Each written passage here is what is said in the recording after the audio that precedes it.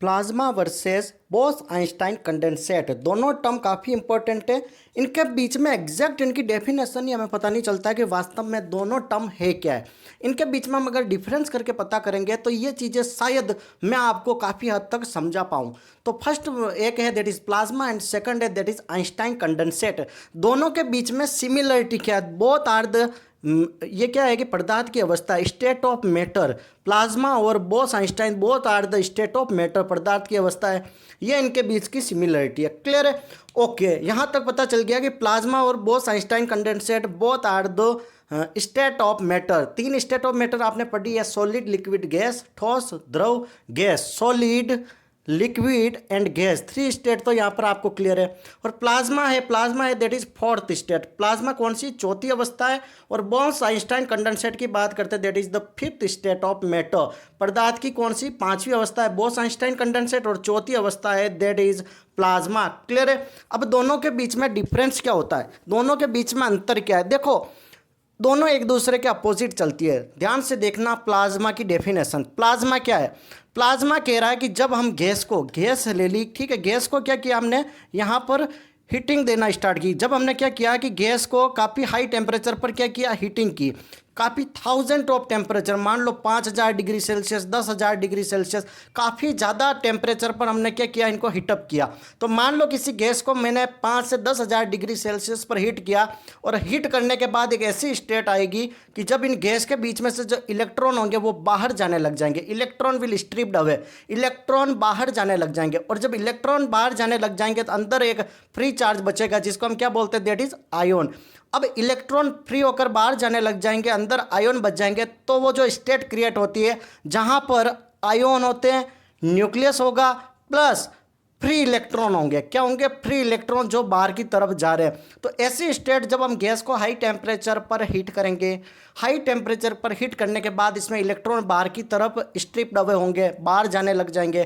तो वो जो स्टेट क्रिएट होती है जहाँ पर इलेक्ट्रॉन बाहर चले जाने लग जाए, फ्री इलेक्ट्रॉन बन जाए, अंदर आयोन, न्यूक्लियस, ये चीज़ें बच जाए, that state is called plasma. इसी को हम क्या बोलते हैं? प्लाज्मा। क्लियर है यहाँ तक? अब प्लाज्मा का अगर हम एग्जाम्पल देखें तो दैट इज लाइटनिंग हो गई, ठीक है। अगर दो वायर के बीच में जो आपने देखा होगा शॉर्ट सर्किट होता है, that is also type of plasma. Clear है? That is about the sun हो गए, all star are example of plasma. Now come to the next term that is the Bose Einstein condensate. यहाँ पर अपन ने किसकी बात की थी? That is about the heating, चीज़ों को गर्म कर रहे हैं, गैस को गर्म कर रहे हैं। लेकिन बोस आइंस्टाइन कंडेंसेट कह रहा है कि fifth state of matter Bose और आइंस्टाइन दोनों का कॉम्बिनेशन है। क्लियर है? बोस जो अपने भारतीय मूल के थे, इन्होंने अपनी थ्योरी आइंस्टाइन को भेजी, इन्होंने कहा यार बहुत शानदार है, दोनों से मिलके बनी, इसलिए बोस आइंस्टाइन कंडेंसेट। अब कैसे क्या, इतना डिस्कस हम नहीं करेंगे, हमें डेफिनेशन से मतलब है। प्लाज्मा के अंदर हमने हीटिंग की थी, और यहाँ पर हम एक चीज़ करेंगे दैट इज कूलिंग। यहाँ पर क्या करेंगे? कूलिंग। अब कूलिंग में ये क्या कह रहा है कि किसी भी मैटर को लिया, कोई भी मैटर आपने उठा लिया, ठीक है। अब मैटर को क्या किया, मान लो ये मैटर है, ध्यान से देखना, ये अपने मान लो this one is an matter, ठीक है, ये मैटर है। अब इसको क्या किया मैंने? कूल डाउन किया। इसमें क्या किया मैंने? कूलिंग की। कूलिंग कब तक की? Absolute zero. कितनी? Absolute zero. एब्सोल्यूट जीरो तक इसकी मैंने कूलिंग की। एब्सोल्यूट जीरो मतलब होता है दैट इज 0 केल्विन, या फिर मैं बोल सकता हूँ -273.15 डिग्री सेल्सियस।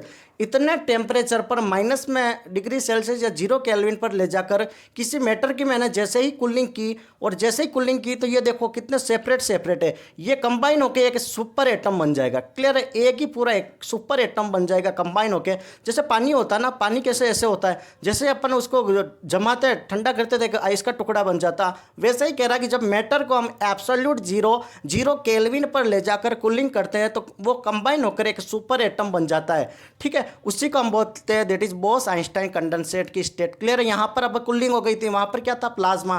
क्लियर है? ध्यान से समझना, ध्यान से समझना। अब ये जो सुपर एटम हो गया, अब यहाँ पर क्या होता है कि इसमें जो सुपर एटम होता है, अब जो अपन प्लाज्मा पढ़ा था इसमें काइनेटिक एनर्जी वगैरह काफ़ी ज़्यादा होता है, और ये इलेक्ट्रिक प्लस मैग्नेटिक फील्ड भी यहाँ पर जनरेट होता है, इलेक्ट्रोमैग्नेटिक फील्ड का भी यहाँ पर इफेक्ट होता है। क्लियर है? अब बोस आइंस्टाइन कंडेंसेट होता है, इसमें स्टेबिलिटी आ जाती है। ये क्या करता है? मोमेंट को ट्रैप कर लेता है। मोमेंट होता है किसी भी मटेरियल का, जो ये पार्टिकल्स का, मैटर का, उस मोमेंट को ट्रैप कर लेगा, ठीक है। अब ये जो थ्योरी है ध्यान से देखना, सुपर फ्लूइड वगैरह जो होते हैं ना, सुपर फ्लूइड, उन केस में ये थ्योरी वर्क करती है। अब ये सुपर फ्लूइडिटी वगैरह को और कभी डिटेल में डिस्कस करेंगे। इतना ध्यान रखना कि मैटर कंबाइन होकर एक सुपर एटम बन गया, सुपर मैटर बन गया। क्लियर है। अब इसके अंदर क्या होगा कि मोमेंट ट्रैप्ड हो जाएगा। ठीक है, अब मोमेंट ट्रैप्ड कैसे हो जाएगा? मान लो स्पीड ऑफ लाइट कितनी होती है? 3 × 10⁸ मीटर पर सेकंड। अगर इस लाइट को हम किसी स्टोन पत्थर से गुजारे तो ये लाइट कम हो जाएगी, क्योंकि ये तो वैक्यूम की है ना। अब इसको मान लो पानी के अंदर डाली तो इसकी स्पीड ऑफ लाइट 3 × 10⁸ मीटर पर सेकंड है, तो हो सकता है 1 × 10⁸ मीटर पर सेकंड हो जाए, 2 × 10⁸ मीटर पर सेकंड हो जाए। लेकिन जब हम इस सुपर एटम से इस लाइट को पास करवाएंगे तो 3 × 10⁸ मीटर पर सेकंड है, वो घटकर 17 मीटर सेकंड के लमसम आ जाती है। 17 से 20 मीटर पर सेकंड। देख रहे हो कहाँ 3 लाख से भी ज़्यादा मीटर पर सेकंड की स्पीड 17 से 20 पर आकर रुक गई। मतलब ये मोमेंट को ट्रैप कर लेगी, स्पीड को क्या करेगी? रिड्यूस कर लेगी। क्लियर है? क्लियर है। क्वांटम मैकेनिक्स वगैरह जितनी भी अपन हाइपोथेटिकल इक्वेशन वगैरह पढ़ते हैं वहाँ पर ये काफ़ी इंपॉर्टेंट होता है। That is the boss Einstein condensate. Clear है। ओके, अब यहाँ पर ये क्या करेगी? इस मोमेंट को, इस स्पीड को ट्रैप कर लेती है। तो 17 से 20 मीटर पर सेकंड आ गया। और कई सारे कहते हैं ब्लैक होल में भी जैसे लाइट डालते हैं तो वो नज़र नहीं आती है, तो कहते हैं कि ब्लैक होल में भी हो सकता है सेम चीज़ें यही हो। बोस आइंस्टाइन कंडेंसेट का ही एग्जाम्पल हो सकता है। श्योरिटी नहीं है लेकिन मान सकते हैं। Thank you so much. Channel पर नए हो तो लाइक शेयर सब्सक्राइब जरूर करें।